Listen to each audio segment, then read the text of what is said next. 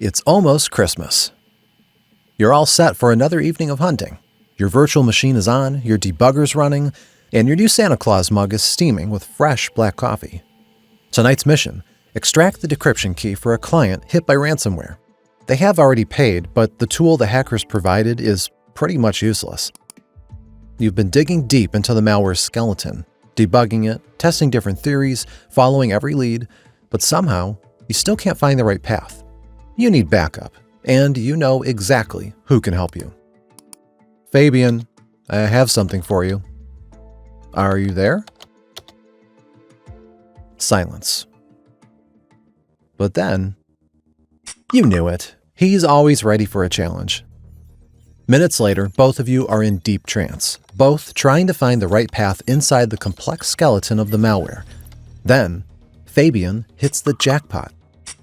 The moment of truth. You pull up your client's files, insert the key, and it works. Another message comes through. No way. RSA keys are a crucial part of any ransomware. Reusing them means one thing. You found a master key. Almost trembling, you try the key on other files encrypted by the same strain. It works. Even newly encrypted files. You can't believe it. How could the hackers be this careless? This must be a Christmas miracle. With that revelation, you log off for the holidays. A couple of weeks won't make a big difference. January 11th, you're back at your desk. You check bleeping computer. No major attacks reported. Wait, what was that? An article about a universal ransomware decryptor. Could it be? Did Fabian leak the discovery? No. You read the subheading. Bitdefender.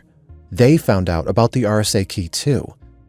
This is not good. If the secret is public, it's only a matter of time before the hackers... Oh no, they just found out. And even better, they got a free product tester for their malware. This is the worst possible outcome for the discovery. Frustrated, you shut your computer down and head outside for some fresh air. But this frustration won't compare to what you'll experience 4 months from now. You'll be sitting in this very same chair, staring at this very same monitor as tragedy unfolds, one that perhaps you could have stopped. The Colonial Pipeline hack will trigger one of the biggest commotions of the 2020s, leaving hundreds without fuel, planes grounded, and a country in a state of emergency and mass hysteria. There will be no rollback. 1989 was a critical year in history. The Cold War was ending, the Berlin Wall was falling, and the World Wide Web was making its debut. Some thinkers, like Fukuyama, even dared to say this year was not just significant but a turning point for humankind. That very same year, just a few cities away from Berlin, a man was also about to change history for good.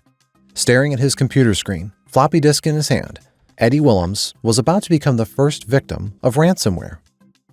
The malware, now known as Trojan AIDS, was created by Joseph Popp, a biologist with a passion for computers who decided to hide malicious code in an informational disk he distributed at the World Health Conference. This bizarre case is often regarded as the invention of ransomware, but technically Popp didn't create anything new. At the end of the day, ransomware is just kidnapping for the digital age. Instead of abducting a person, an animal, or an object, threat actors hijack computers, encrypt files, and hold them hostage. And just like regular kidnappers, the victims must pay. Usually a lot. While Popp proved that the idea had potential, ransomware did not truly take off for one reason. Early cybercriminals had a bit of a money issue. You see, stealing and selling personal data in the 1990s was not as easy as it is today. Payment services like Western Union or MoneyPack were traceable and reversible, and criminals still had to manually find buyers willing to pay for what they stole. Too risky. Too uncertain. Threat actors needed innovation. Thankfully, they didn't have to wait for long. In 1995, Blockbuster popularized the modern gift card model. It was so successful that companies like Starbucks quickly followed. By the 2000s, nearly every store had one. Hackers quickly realized that this could be the way in for ransomware. Cards were fast, anonymous enough, and relatively safe to cash in. A quick trip to the grocery store or pharmacy was enough to make victims pay. This became known as locker-style ransomware, and it was the beginning of ransomware as a business.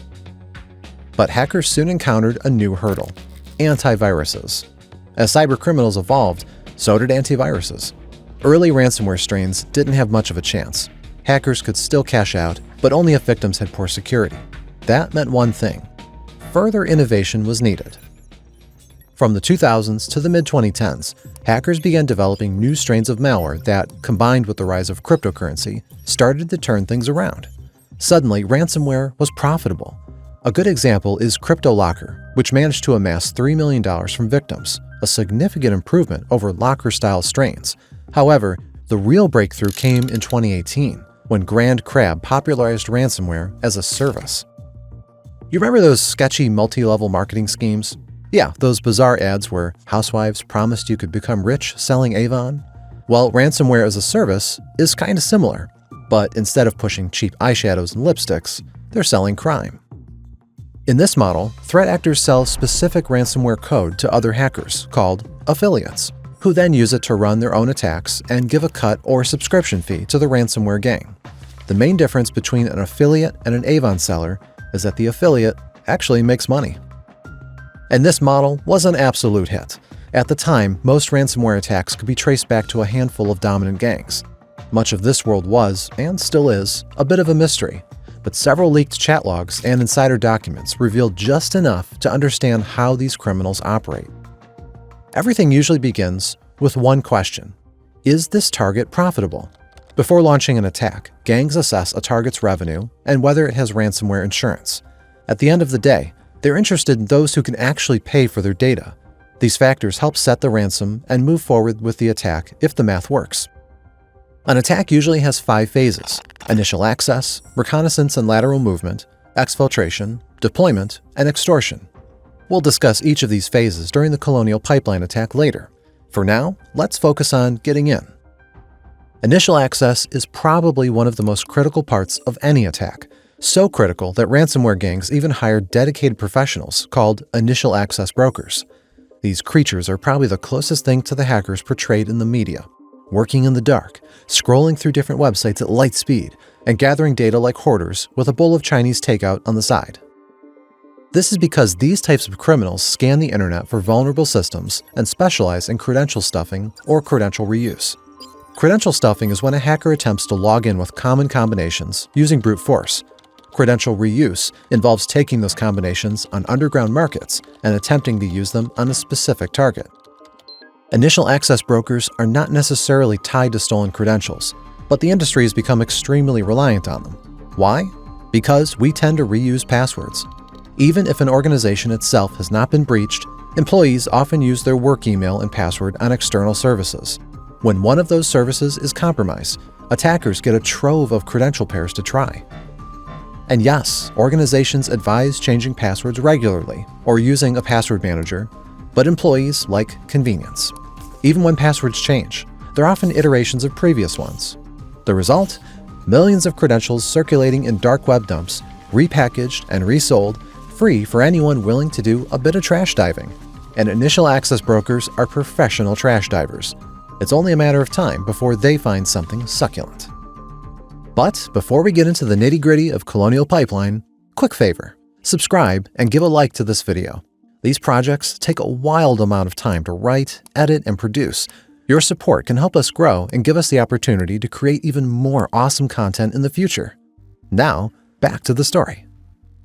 In December of 2020, a Coveware client was hit by a strain of ransomware called DarkSide. The client paid for a decryption tool, but it was painfully slow. He had heard of 2 professionals who specialized in ransomware, Michael Gillespie and Fabian Wosar, and decided to reach out, hoping they could speed things up. DarkSide first appeared in August of 2020 and spread surprisingly quickly within just 3 months. By November, it had already collected around $20,000 from victims, and its developers had fully stepped into the ransomware as a service model. Some members came from another popular group named R-Evil, which could explain DarkSide's rapid growth. Many affiliates were familiar with them. Although DarkSide was not completely anonymous, it was still a fresh face on the scene, so Gillespie saw it as another ransomware case. After running into some issues extracting the key, Fabian joined to help finish the job. When they isolated the key, they uncovered something huge. The key was not only useful for that specific client, it worked for every file encrypted by DarkSide. But why was this such a breakthrough? The thing is that when threat actors infect a system, they generate a key to encrypt files using special encryption techniques like AES, a highly trusted encryption algorithm used to secure data. Then they encrypt that key with another special key called RSA, which only hackers have. The victim ends up with unreadable files and an encrypted copy of the AES key. But if hackers reuse the special RSA key, anyone who discovers it can decrypt every file infected with it. And that's what Gillespie and Fabian found. With that revelation, they decided to unplug for the Christmas holidays. On January 11th, they returned to work, and on that very same day, they saw their secret everywhere in cybersecurity news. Bitdefender, the antivirus company, had also discovered DarkSide's mistake and proudly released a public decryptor. The issue here is that when you make the discovery public, you help some victims, but you also tip off the bad guys. DarkSide saw the post almost immediately and acted quickly. They published a sarcastic thank you message and released DarkSide 2.0, a more advanced ransomware strain without the RSA issue. Around this time, they had their first major spike in popularity, announcing that they planned to send their funds to Iran and other unrecognized republics. However, that didn't last long. In the US, it's not exactly legal to divert funds to such countries, and insurance companies became reluctant to pay. The controversy perfectly captures DarkSide's strategy: push boundaries and build a reputation. DarkSide was a sucker for attention and worked hard to show they are not like other gangs. They did charity work, published codes of conduct, tested their affiliates, and even gave interviews to traditional media. Whether due to their constant spotlight or their influx of affiliates, their operations scaled significantly in 2021. At this point, they had a full-blown infrastructure with ransomware developers, penetration testers, money launderers, negotiators, and even a designated spokesperson. They had everything they needed to become the next big thing, and they craved that badly. Being known was not good enough. They wanted to be the next Lockbit or Conti, gangs that have been at the forefront of the business. The profitability of ransomware was skyrocketing, and DarkSide was in the perfect spot. It was time to go big or go home. On May 7th, just before 5 a.m., an employee found himself clueless and confused, staring at a computer screen. Just like Eddie Willems 32 years ago, he had been hit by ransomware. Only this time, it was not an isolated computer. It was the entire Colonial Pipeline IT system. And, well, this is a bit of a problem when you consider Colonial Pipeline is one of the largest pipelines in the United States. It supplies more than 100 million gallons a day of gasoline, heating oil, diesel, aviation fuel, and other oil products from 29 Gulf Coast refineries to the East Coast. So how did such an important piece of the U.S.'s critical infrastructure get breached? Let's go back to initial access brokers, the contractors ransomware gangs used to gain access to target networks. Well, that's likely what happened here. I mean, not right now as the employee is busy having a full-on mental breakdown, more like a week ago. At the time, an initial access broker was probably sifting through massive credential dumps, perhaps focusing on VPN accounts used by large corporations. After days of combing forums and stolen data, they likely found thousands of potential login matches. And among those logins, they discovered an exposed system they could log into: Colonial Pipeline. Given that Colonial Pipeline has almost 900 employees, they probably found dozens of credentials. They tried them all until they found one that worked. And just as they say, the rest is history. The Colonial network was hacked. However, they did not exfiltrate and encrypt files right away. First, they wanted to get acquainted with the network, so they planted backdoors by modifying group policy objects, a collection of settings and security permissions used to manage and configure systems across an organization. Their goal was to control certain machines so they could start escalating privileges and modifying critical configurations. By the end of this phase, they had managed to hijack 300 systems across the enterprise. Remember how we mentioned that there were 5 phases in a ransomware attack? Well, up to this point, we've only covered initial access. Here's where reconnaissance and lateral movement come in. In this phase, hackers moved laterally, looking for credentials, escalating privileges, and accessing valuable assets. To do so, they used several tools, including DC network sharing, PSExec, and RDP. DC network sharing is a Windows file sharing protocol that hackers use to distribute ransomware to other machines. PSExec and RDP were used to connect and run programs between computers. During this part of the attack, hackers scanned nearly 3,000 IP addresses and mapped Colonial Pipeline's network architecture. Once the hackers had a clear understanding of the environment, the exfiltration phase began. Hundreds of servers were mined, and sensitive data was compressed into 7-zip archives following a simple naming convention. They also used several tools to transfer different types of files to cloud storage, exfiltrating around 100 gigabytes of compressed data. And finally, the deployment of ransomware began. The attackers waited until the last minute to maximize damage and potential profit. The malware spread across 29 critical systems responsible for billing and IT infrastructure. The payload was specifically customized for Colonial and included the executable, a unique extension, and a unique ID that allowed access to DarkSide's payment portal. By using unique executables and extensions, the ransomware could evade signature-based detection mechanisms, or in simple terms, remain unnoticed until the ransom note popped up. DarkSide malware executes in 3 stages. The first stage, self-injection, copies itself to this path and injects its code into an existing process using a special command. If it detects debugging or a virtual machine, it immediately stops. The second stage removes the shadow copies of the exfiltrated files to make recovery difficult. The third stage encrypts files, appending an 8-character string to the files while avoiding specific extensions and systems that use languages from former Soviet bloc countries. Once the encryption is finished, the desktop background changes and a customized ransom note is left. This is the last phase of a ransomware attack, extortion, and it is what the desperate Colonial Pipeline worker saw at 5 a.m. when he logged in. Now that the cat was out of the bag, the clock started ticking for Colonial Pipeline's executives. Halting operations meant huge losses, but letting hackers continue getting acquainted with the network was worse. By then, threat actors had managed to freeze the company's billing and administrative systems and stolen information such as health insurance data and social security numbers. There was no choice. A full operational shutdown was necessary. And with that, 45% of all fuel consumed on the East Coast was abruptly stopped. Following the shutdown, Colonial Pipeline established a centralized command at their Atlanta headquarters.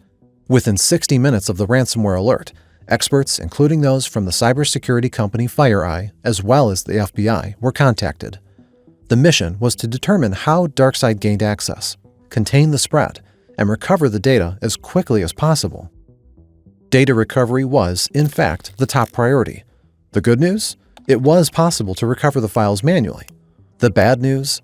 It would take weeks, if not months, with no guarantees. Of course, there was an alternative that could speed things up, but that would be extremely unfavorable for the company. Paying the ransom not only went against official U.S. policy, but it could encourage future attacks. Meanwhile, mass hysteria was unfolding outside the Colonial Pipeline offices. Citizens, fed by sensationalist media coverage, rushed to gas stations, prompting lines not seen since the oil shortages of the 1970s. At some point, some people resorted to fistfighting on lines and filling plastic bags with gasoline. The combination of reduced supply and higher demand hit gas stations across the Southeast. Nearly 2/3 of stations in North Carolina were empty, and almost half in Virginia, Georgia, and South Carolina. The shortages were so bad that even some flights had to be grounded or rerouted. And despite the emergency declaration of federal motor carrier safety to loosen petroleum transportation restrictions, it was not enough. The whole country was in a state of emergency. Gas prices slowly approached the $3 per gallon mark, and the situation only kept getting worse. The Colonial Pipeline executives had to make a tough decision. By May 5th, just 24 hours after the detection, Colonial Pipeline transferred 75 Bitcoin, nearly $5 million, to the threat actors. Shortly after, the hackers provided a decryption tool. But the tool was not exactly what they were expecting. It was slow, forcing the company to continue using its backup systems. Despite the challenges, the recovery team got some wins.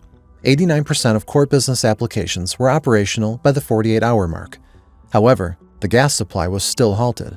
The emergency team continued working alongside federal agents throughout the following days to restart pipeline operations. Until then, no official statement had been made, but that changed on May 10th when President Biden addressed the nation.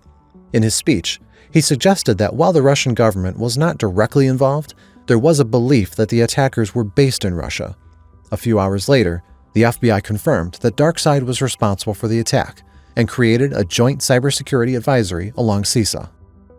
That very same day, DarkSide spoke to the public. In a vague and succinct statement, the threat actors showed remorse for their actions and blamed an affiliate for the attack. They also promised to moderate future operations. Little did they know, there would be no future. On May 12th, Colonial Pipeline restarted operations around 5 p.m. It still took several days to stabilize and restore the supply chain. However, things were finally looking up for Colonial. We can't say the same for DarkSide. The day after the restart, one of DarkSide's affiliates attempted to log into their infrastructure. However, he soon realized that there was no infrastructure to access. Frustrated, he vented on Telegram, complaining about the loss of access, as well as the disappearance of his precious stolen data. Soon after, it was revealed that all DarkSide proceeds had been withdrawn, leaving the gang empty-handed. There was no knowledge of who was behind the mysterious crackdown, but some sources blamed the US. DarkSide finally addressed the rumors in a statement, announcing the closure of their affiliate program due to pressure from the US. In the statement, they also promised to provide decryptors to all their affiliates and compensate for all outstanding financial obligations by May 23rd. Then, in a brief and ominous message, they put an end to their saga. Stay safe, and good luck. After the Colonial Pipeline attack, the FBI faced a couple of tough weeks, and so did Colonial Pipeline CEO Joseph Blount, who found himself under attack from both the press and Senate for paying the ransom. Surely, responsibility had to be taken, but how, and most importantly, who was accountable? Before moving forward, the FBI and Department of Justice had to resolve the ransom issue. You see, letting criminals walk away with money would be a clear invitation to strike again. For that reason, the recently created Ransomware and Digital Extortion Task Force was assigned to retrieve the 75 Bitcoin payment from the cybercriminals, or at least whatever was left of it. To discuss this and other details of the investigation, we spoke with Cynthia Kaiser, former Deputy Director of the FBI Cyber Division, who gave us some insights into what was happening behind the scenes at the time.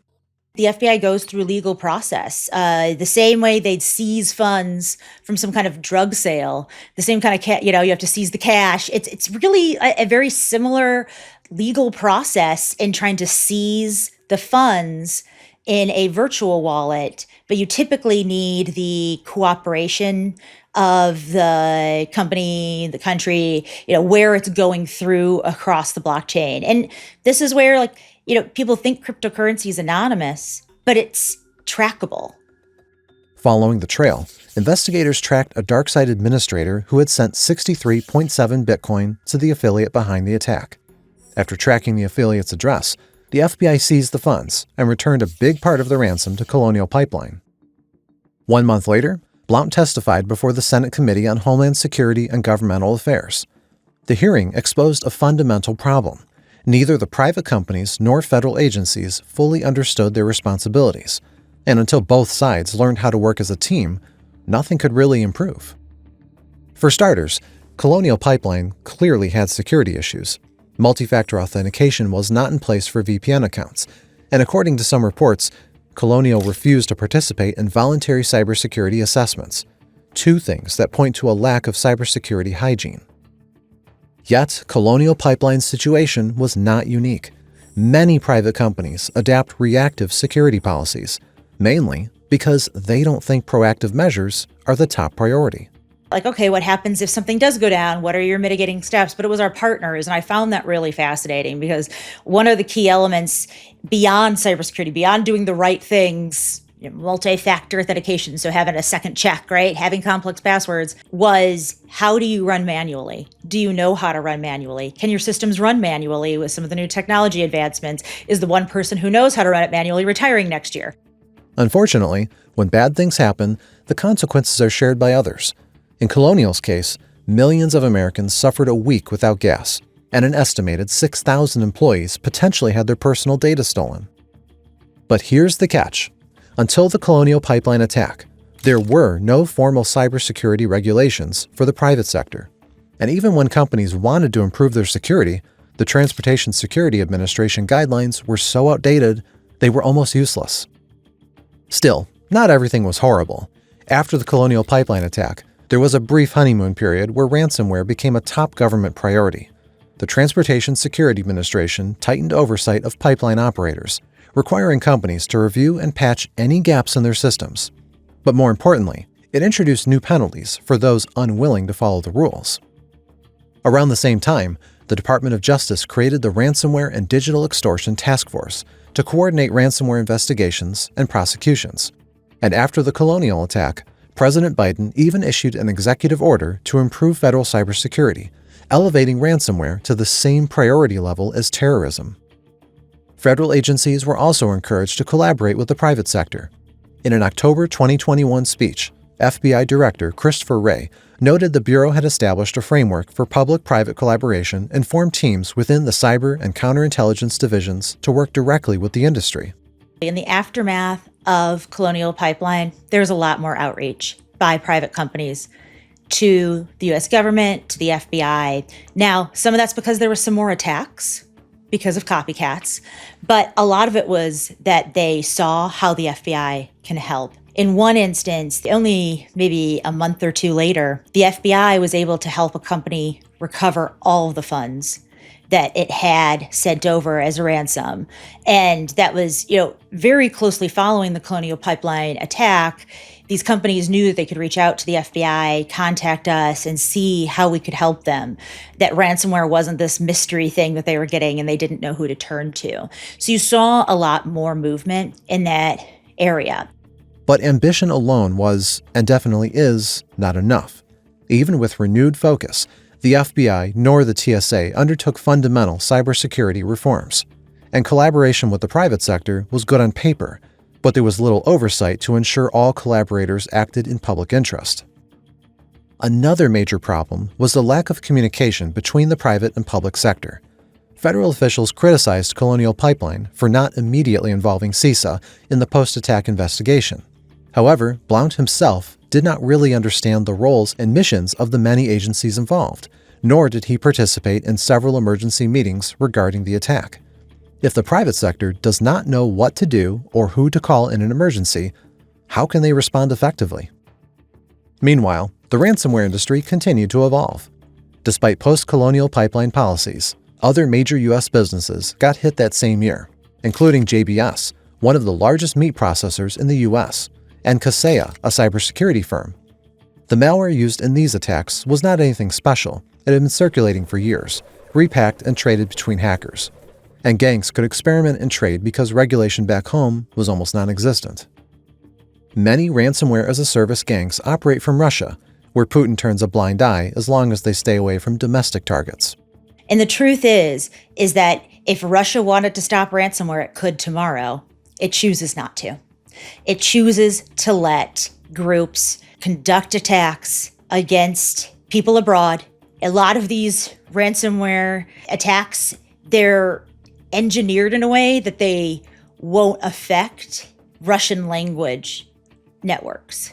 Like, they're avoiding bringing some of that home so that they can continue to act with impunity. And I think a lot of that ranges from that might just be turning a blind eye by the government. I bet there's kickbacks, at least at the local level, in some way from a lot of these groups, towards even, I am sure the Russian government uses some of these groups as proxies for its own activities to try to give them plausible deniability. Around the same time Colonial Pipeline was hit by DarkSide, The Record published an unusual interview with a member of the REvil ransomware group. This interview was not only a rare contact with someone from inside the industry, but it also uncovered something perhaps even more worrisome.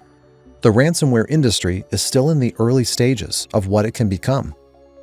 A ransomware actor worrying about brand reputation and referring to other ransomware actors as competitors is a sign that they think of themselves as professionals in a sort of startup industry.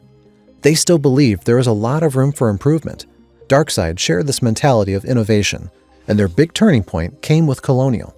Many gangs out there are in the same position. They're willing to risk it all for profit, no matter how pernicious it can be to society. By 2031, it is estimated that a ransomware attack will occur every 2 seconds. How many of them will hit critical infrastructure? And most importantly, will we be prepared to face them? And that was the story of Colonial Pipeline, but just the tip of the ransomware as a service iceberg. Thanks to the Conti leaks, we have peeked under the curtain of this money-making machine, uncovering some of the best-kept secrets of cybercrime. If you'd like to hear that story, leave us a comment and we might cover it. And please remember to support our content by liking this video and subscribing to our channel. Thank you, and see you in the next one.